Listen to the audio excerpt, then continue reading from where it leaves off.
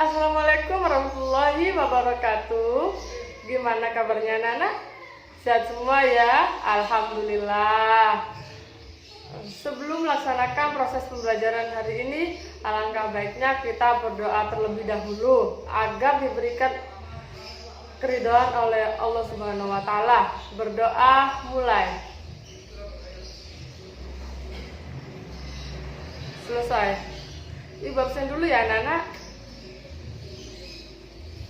Firdaus, Emiliana, oke. Nurrahma, Cantik Almira, oke. Alhamdulillah masuk semua ya anak-anak. Kita bahas ke materinya. Minggu lalu kita materinya apa anak-anak? Nah benar sekali. Minggu lalu kita membahas tentang perjalanan Nabi ke Mekah. Sekarang kita pelajari tentang kesuksesan Nabi di Madinah. Jadi mayoritas masyarakat di Madinah itu Yahudi atau Nasrani ya pengikutnya. Jadi hampir rata-rata itu masyarakat tersebut itu menyembah berhala, matahari dan lain-lainnya. Terus pada saat itu bangsa Yahudi itu rata-rata penduduknya itu bangsa Yasrib, yaitu memeluk agama Nasrani. Mayoritas itu berasal dari Bani Naraj. Mereka itu memeluk agama pada tahun 343 Masehi. Kepercayaan masyarakat Madinah sebelum Islam. Pada saat itu sebelum adanya Nabi Muhammad, masyarakat Madinah yaitu mayoritas memeluk agama yaitu Yahudi atau Nasrani. Biasanya pada saat itu Madinah itu disebut dengan kota Yasrib. Apa itu kota Yasrib? Kota Yasrib itu terdiri dari etnis Arab, baik dari Arab Selatan maupun Arab Utara. Pada saat itu mayoritas masyarakat tersebut agamanya berbeda-beda, tergantung penganutnya. Jadi dan juga masyarakat Madinah ini hampir semua itu menyembah berhala ataupun matahari, api dan lain-lain ya. Oke, yang selanjutnya kondisi sosial masyarakat Madinah sebelum Islam. Bagaimana sih kondisi sosialnya? Nah, kondisi sosial di masyarakat Madinah itu tidak beda jauh dari Mekah. Jadi hampir mirip lah sama Mekah ya. Setelah itu kondisi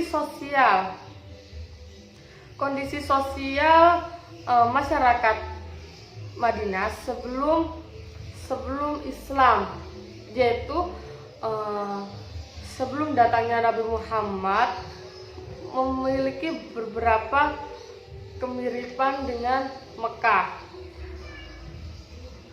Jadi antara Mekah dan Madinah itu tidak ada rasa rukunnya. Jadi perang terus tidak berperang satu sama lain. Jadi kota Yasrib dan kota Mekah itu memiliki tradisi yang berbeda-beda ya anak-anak. Oke, sekarang kepercayaan masyarakat sekarang itu ralat ya anak-anak. Sekarang itu politik masyarakat Madinah sebelum Islam. Pada saat itu Yasrib ini atau bisa disebut kota Madinah ya, pada zaman dahulu tuh dinamakan dengan kota Yasrib. Yasrib ini tidak menerapkan model pemerintah seperti kerajaan yang pada umumnya. Akan tetapi kekuasaan berada di tangan suku-suku antar kelompok. Jadi sering sekali terjadi perang antar suku karena kan itu antar suku itu prinsipnya atau tujuannya berbeda-beda. Setelah itu sering terjadi hampir sama dengan keadaan Mekah. Jadi kayak tadi tuh antar suku dan beda tujuan. Jadi sering terjadi itu peperangan. Oke, setelah itu hijrah Nabi Muhammad ke Madinah. Kenapa Nabi Muhammad ingin hijrah ke Madinah? Karena pada saat itu Mekah yang sudah disiarkan untuk menyebarkan agama Islam, akan tapi Nabi Muhammad masih belum itu ya anak-anak, seperti halnya belum menang ya.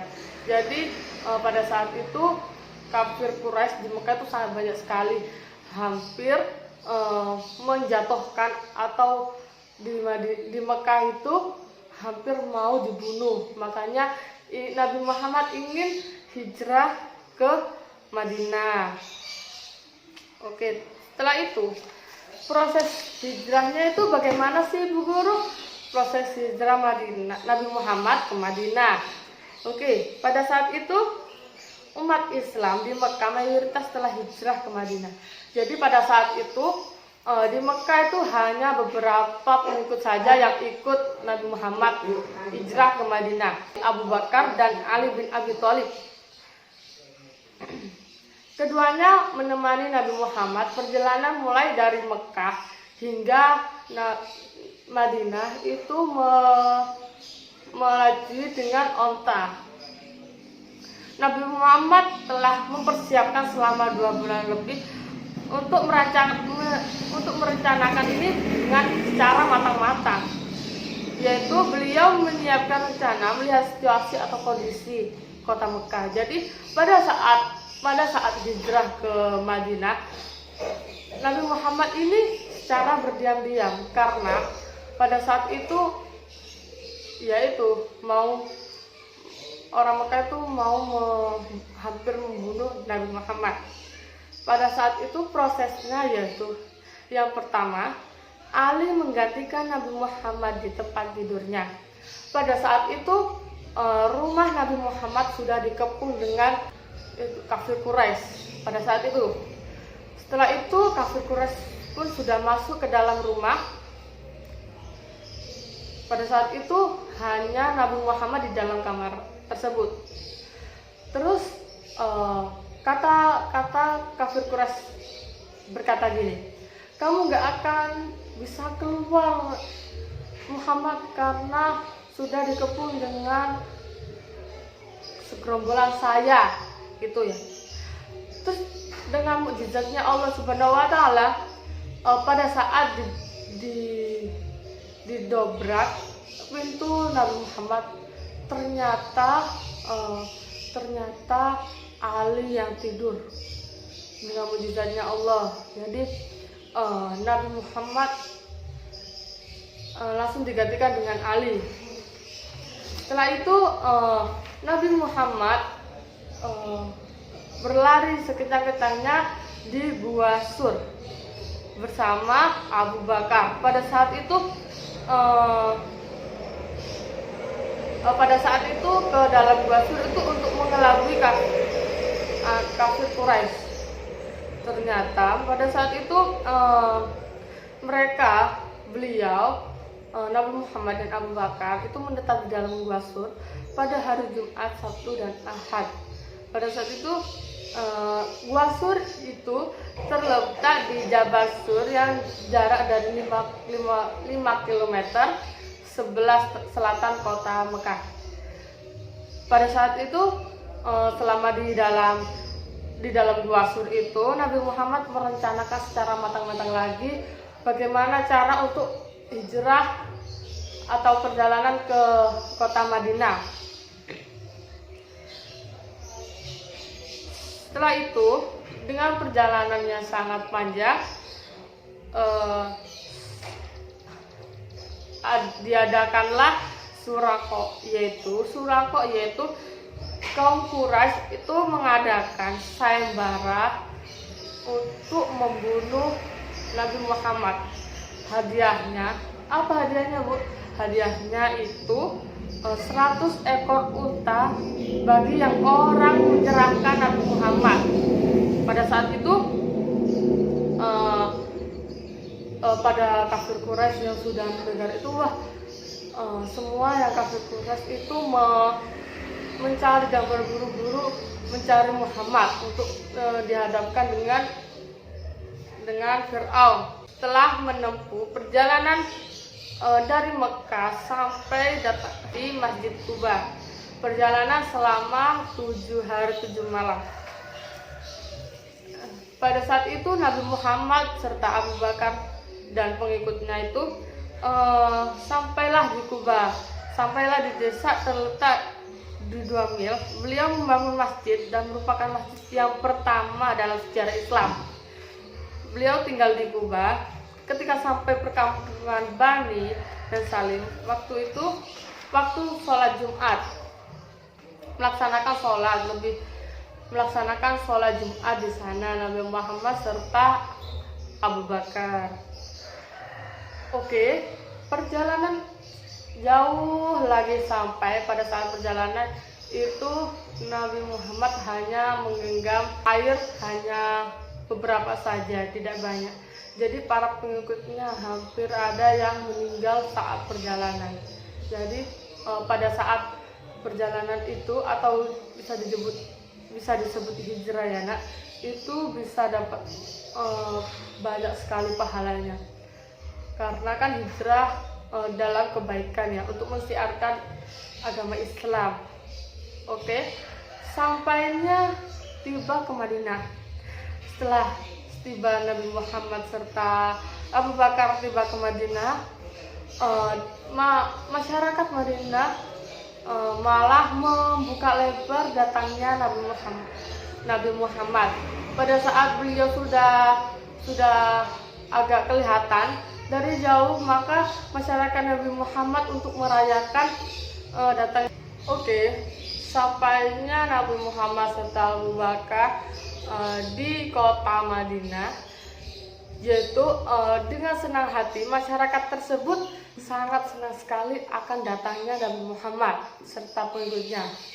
Setelah itu masyarakat dengan gembira serta berkumandang sholawat dengan berbunyi seperti ini: Tola al-badru alaina misyaniyatil wada wajaba syukur alaina mada'alillahida. Dengan senangnya masyarakat sudah senang sekali akan datangnya Nabi Muhammad. Tujuan utama dari Nabi Muhammad itu di kota Madinah yaitu menentukan tempat di mana dibangunnya masjid. Pada saat itu yang memilih masjid tersebut bukan Nabi Muhammad, akan tetapi onta yang sudah diduduki sama Nabi Muhammad yang sudah itu mencari di mana tempat yang pas untuk menjadikan masjid. Ternyata setelah mengelilingi tempat tersebut, ternyata menetap dengan berhenti untanya sebagai masjid. Ternyata untanya itu berhenti di tanah milik 2 anak yatim. Maka Nabi Muhammad meminta untuk menjual tanahnya.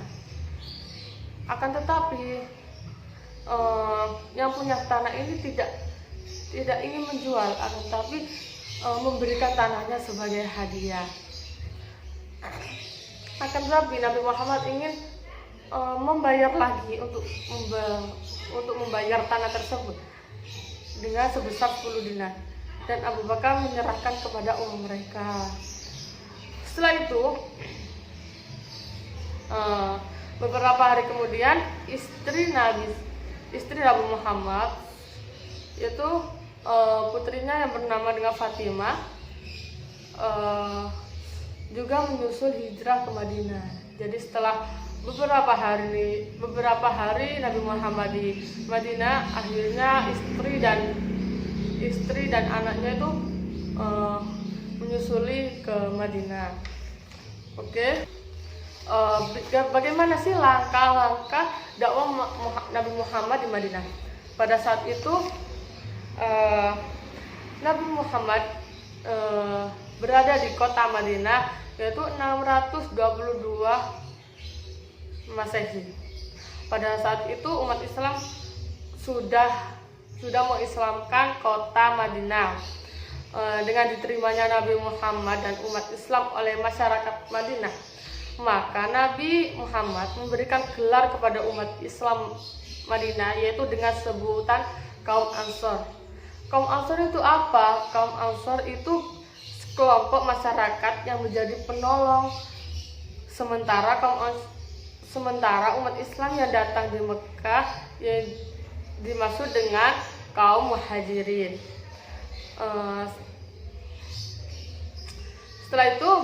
Setelah datang ke Madinah, Nabi Muhammad menentukan prioritas utama dalam membangun masyarakat baru, yaitu langkah-langkahnya dakwah Nabi Muhammad di Madinah, yaitu yang pertama tadi membangun masjid. Yang sudah tadi Ibu jelaskan ya, yang sudah membangun masjid dibangun di atas tanah milik kedua anak yatim, yaitu yang bernama Sahal dan Suhail. Terus yang selanjutnya yaitu mempersaudarakan kaum muslimin. Jadi umat Nabi itu tidak membedakan. Jadi tidak membedakan yang mana yang kaya, mana yang miskin. Jadi semua itu sama saja. Kita semua kaum muslimin sama saja. Yang selanjutnya yaitu perjanjian dengan masyarakat Yahudi Madinah. Pada saat itu, pada Nabi Muhammad bermusyawarah dengan sahabat baik Muhajirin maupun Ansor, memutuskan untuk pokok-pokok yang dijadikan undang-undang. Jadi sebelum jadinya itu, maka piagam tersebut merupakan bukti piagam Islam manusia. Jadi di sana tuh dari suku kaum Yahudi menerima dengan baik. Jadi mengkasihkan kalau di sini tuh piala ya buat penghargaan seperti itu. Oke. Sudah ngantuk anak-anak apa belum? Oke, jangan ngantuk ya. Kita semangat dulu biar gak ngantuk. Soalnya kan SKI jadi kalian ngantuk ya. Oke, ibu akan mengenal sekalian. Apa sih itu? Ayo Mbak Aira, hijrah itu. Oke. Setelah itu bagaimana sih proses langkah-langkah dakwah Nabi Muhammad di Madinah? Ayo Mbak Mbak Akis. Nah, benar sekali, berarti sudah paham semua ya. Oke. Ibu itu menugaskan kalian untuk membuat mapping per kelompok ya. Satu kelompok itu ada 5 orang ya, maksimal 5 orang ya anak-anak. Setelah itu kalian membuat mapping. Kan tempatnya kota itu terserah kalian sekreatif mungkin. Minggu depan dikumpulkan semuanya. Setelah itu ibu akan menilai siapa yang paling menarik, siapa yang paling bagus. Oke? Pada saat mapping sudah selesai, maka perwakilan kelompok harus menjelaskan ya anak-anak, menjelaskan apa yang sudah ada di kalian kerjakan. Oke anak-anak? Oke. Alhamdulillah pelaksanakan pembelajaran hari ini berjalan dengan lancar. Alhamdulillah. Apabila ibu punya salah kata, ibu mohon maaf sebesar-besarnya. Saya akhiri. Wassalamualaikum warahmatullahi wabarakatuh.